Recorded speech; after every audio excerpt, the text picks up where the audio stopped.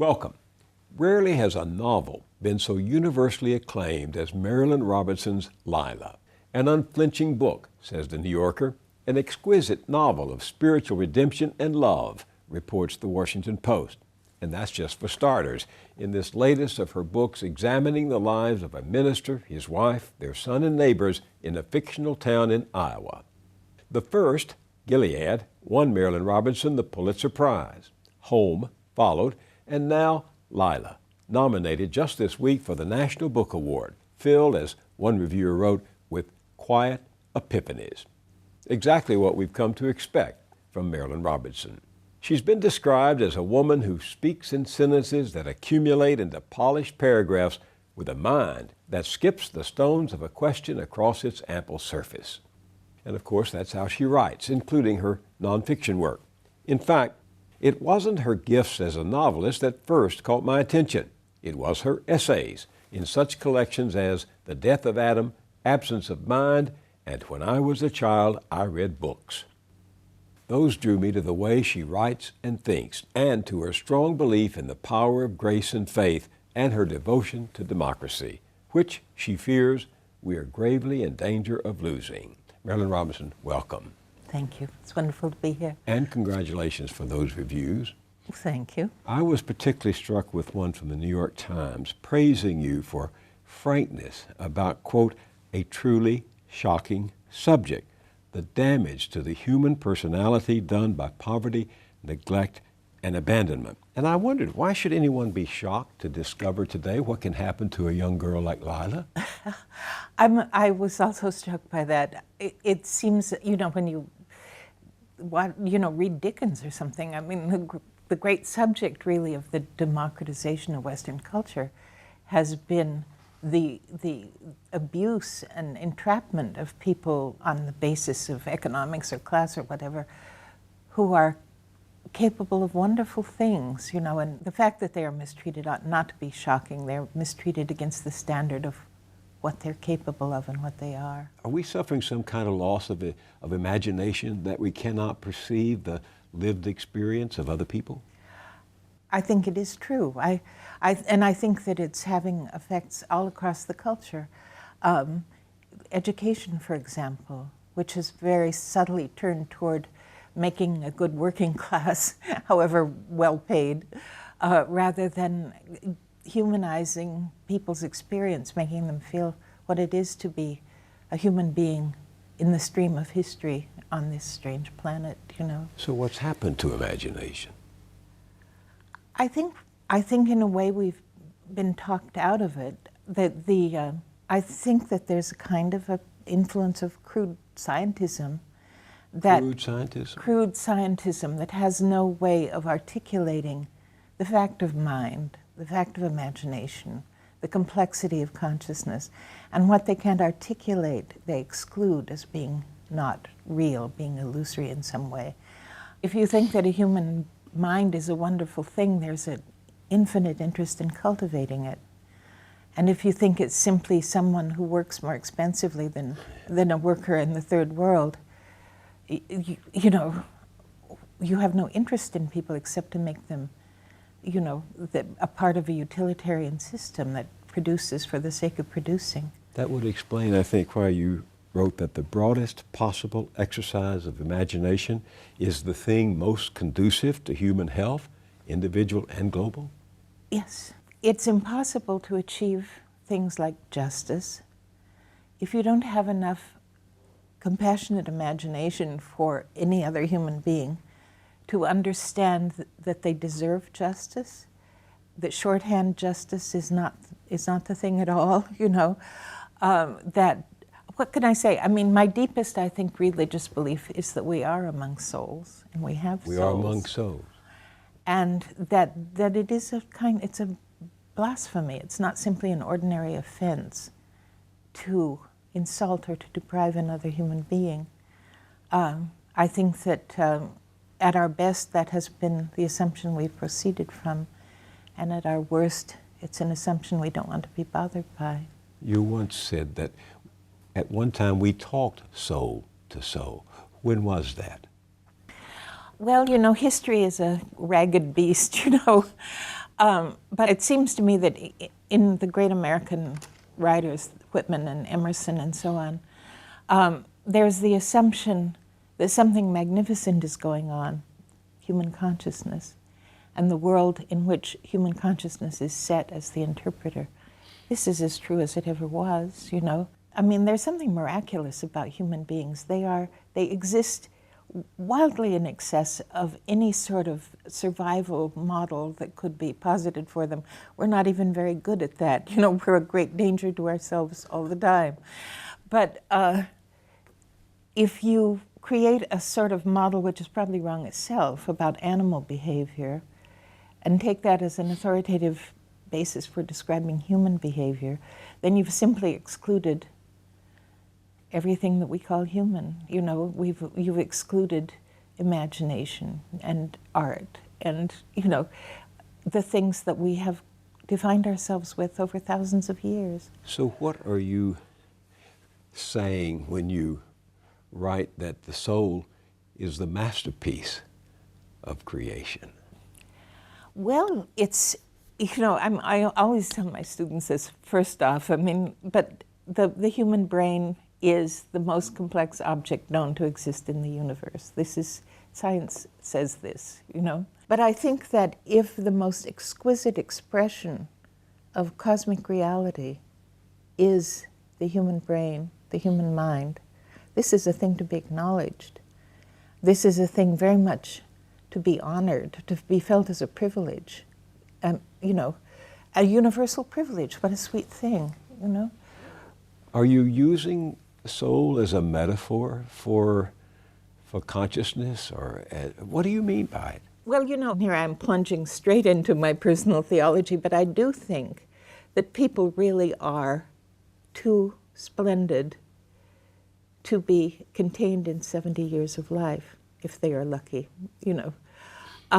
I think that there's a sort of, to use it, you know, if there's an economy in reality, it would be it's an enormous extravagance that we are what we are, and that there's something very excessive about human beings. They are brilliant beyond any imaginable use, you know.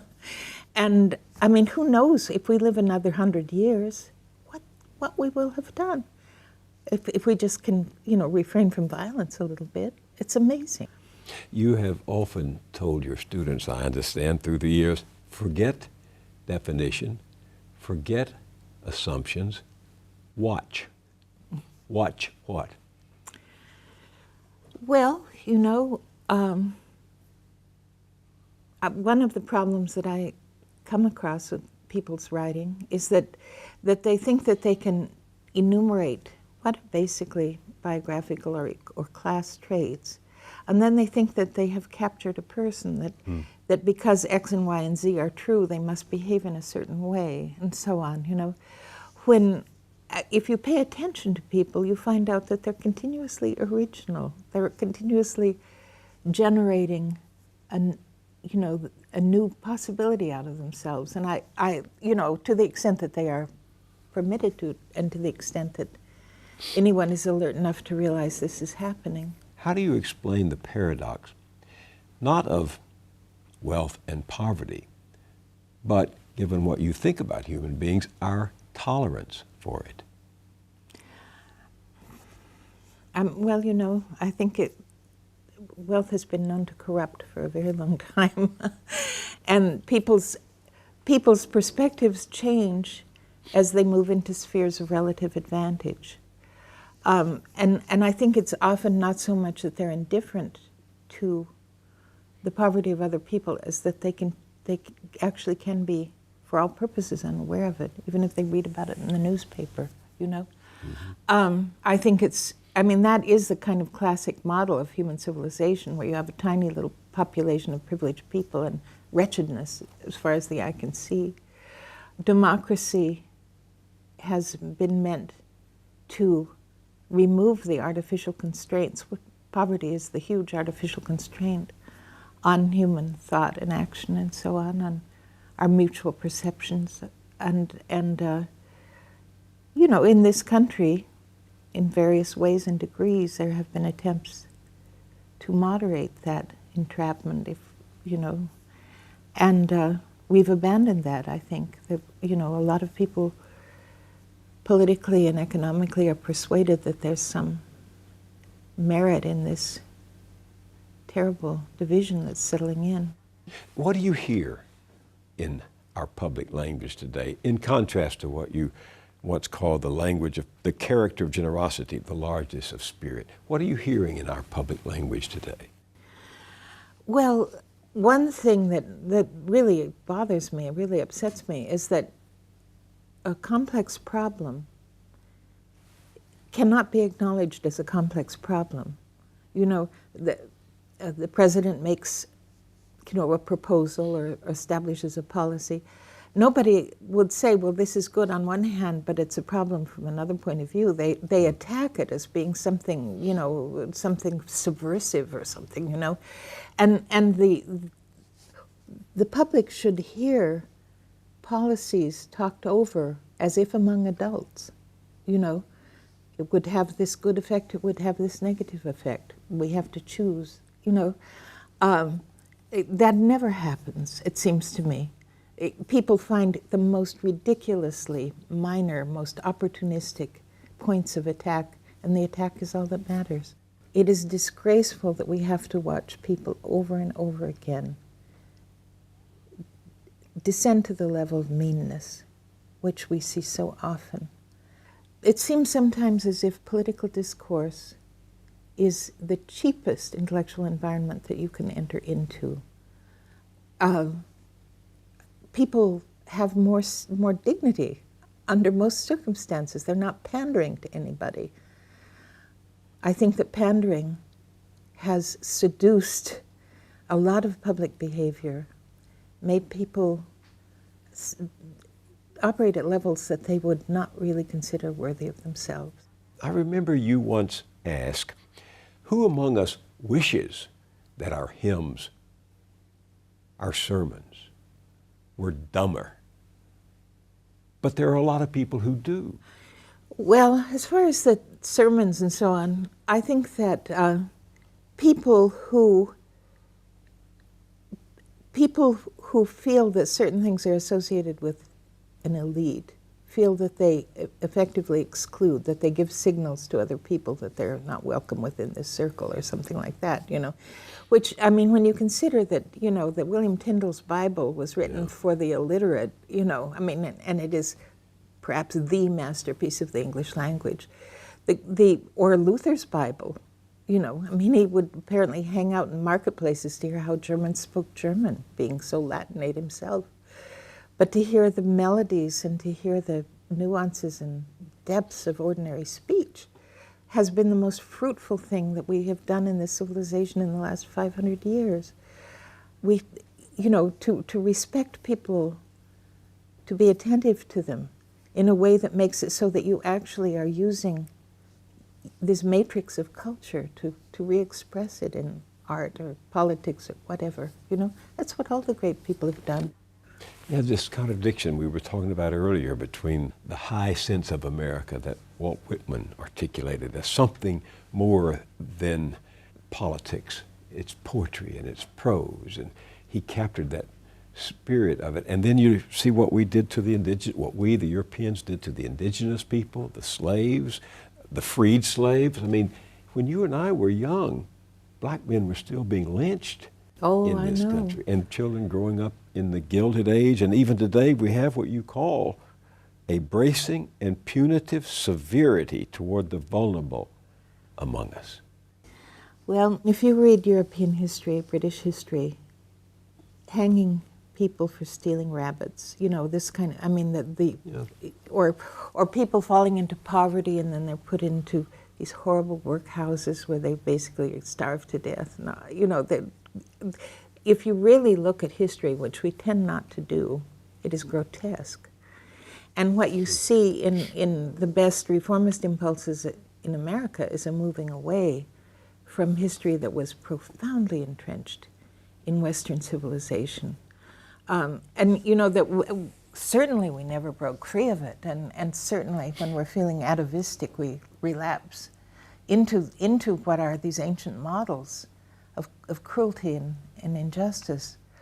But what we do, I think that is a mistake, is we fail to value progressive change because it's never perfect, it's never absolute. We're dragging this onerous history behind us, and ameliorative behavior is utterly to be valued. You've said in my favorite book that you've done, when I was a child I read books, you wrote that the language of public life has lost the character of generosity, and that the largeness of spirit that has created and supported the best of our institutions and brought reform to the worst of them has been erased out of historical memory. That's something that just is amazing to me.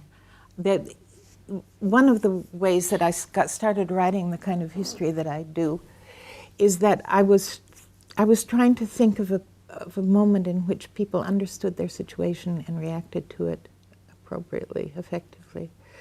And that led me to the abolitionists, you know. The abolitionists? Yes, exactly. Who were, you know, they were people that stepped out of privileged places in New England, lived on the open prairie in Kansas or wherever, you know, set up colleges to teach Greek to whoever might settle around them, you know, and so on.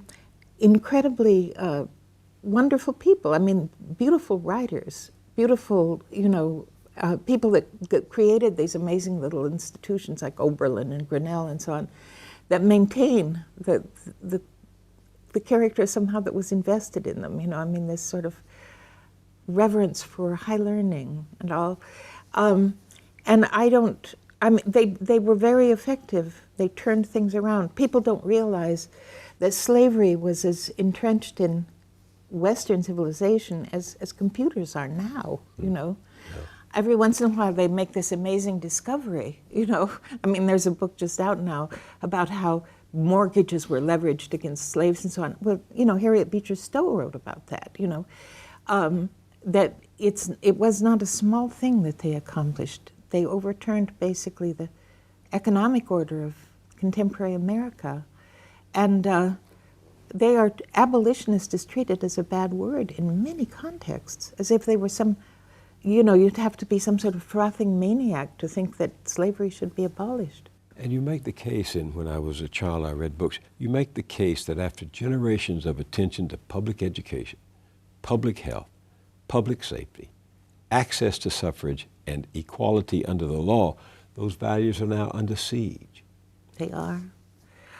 These voter identification things, you know, the whole public education, these attempts at reforming public education that seem to me to be designed to model people into a kind of productivity again, making them useful for other people's purposes, rather than making their education an end in itself. You know, I'm a proud product of public education until college. It was probably a very eccentric little establishment by most standards, but I was taught very optimistically in the sense that people always conveyed the idea that they were giving me something really of value, something that would make me richer no matter what I did, you know, in life, that you know, giving me my mind, you know. And I think that this is a spectacularly efficient model of education. I think that these assumptions that, you know, making everybody teach to a test and so on is valuable in some way. We're destroying what's the best impulse, the most successful impulse in our educational system. So what's happened to that old impulse you once described that lay behind, and I'm quoting you, the dissemination of information and learning, the will to ensure that the public will be competent to make the weightiest decisions and to conform society to its best sense of the possible? What's happened to that impulse? I don't know. I think that people, you know, it's always been a human temptation, but it has been an ethics and an ideology among us lately to say all that matters is money, basically, you know. I don't think people believe that instinctively or that they live their lives in those terms. But I think a lot of people who find their way into prominent places in the culture are happy to proceed on that assumption. I mean, if you have a cable program that scares every little old lady in America, by the standard of public support, maybe, you know, you can say you've accomplished something. They send you their Social Security checks, you know. It's terrible to suggest that people proceed on such vulgar motives, but I frankly have to assume it's true. You write a lot about fear lately. Yes. About not your fear, but fear abroad in the land. Exactly. What's the source of it? I think that, I mean, it's exciting to people. Fear? Fear, yes. I mean, look at the ways in which fear manifests itself. You know, this sort of anti-immigration feelings, you know, that people with these crazy weapons, people, you know, buying apocalyptic money or freeze-dried apocalypse dinners and things like that. You know, I think that it makes a little narrative that makes you the hero in an imagined drama, makes anybody else a potential threat. It's like late-night TV or something, you know. And I think that it has been pushed on people. It's used as a stimulus to make people watch cable network A rather than B, and so on. And it's become kind of an addiction, I think. There's been this amazing reversal that the NRA is probably disproportionately responsible for. National Rifle Association. Yes, exactly. That makes fear look like courage to so many people. You can't drive your car if you don't have a gun in the glove compartment. Well, what nonsense is that? You know, it's not bold and brave to go around acting like you think everybody's going to be some kind of threat to you. It's psychotic, really. What do you fear? What do I fear?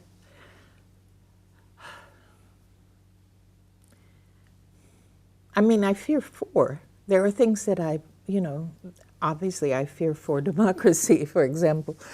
I don't know, you know, the oddest thing happened. I became 70. And I realized that in order to be 70, you have to have had basically 69 years of really good fortune. And that, you know what I mean? I don't feel as though I can lose much. I don't think I can lose much at this point. I've had a good life and a long life by world standards, you know. And this neutralizes many kinds of anxiety for me. If I can fail now, it will be a minor event because I have such a short time to experience the fact of failure.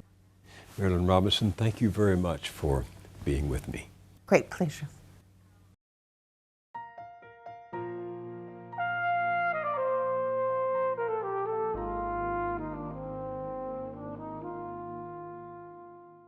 That's it for this week. I'm Bill Moyers. I'll see you here next time.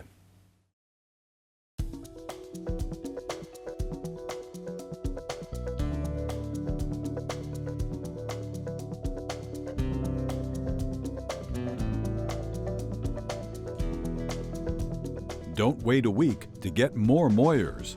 Visit BillMoyers.com for exclusive blogs, essays, and video features.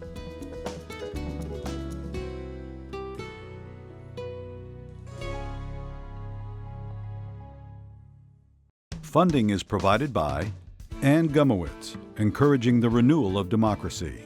Carnegie Corporation of New York, supporting innovations in education, democratic engagement, and the advancement of international peace and security at carnegie.org.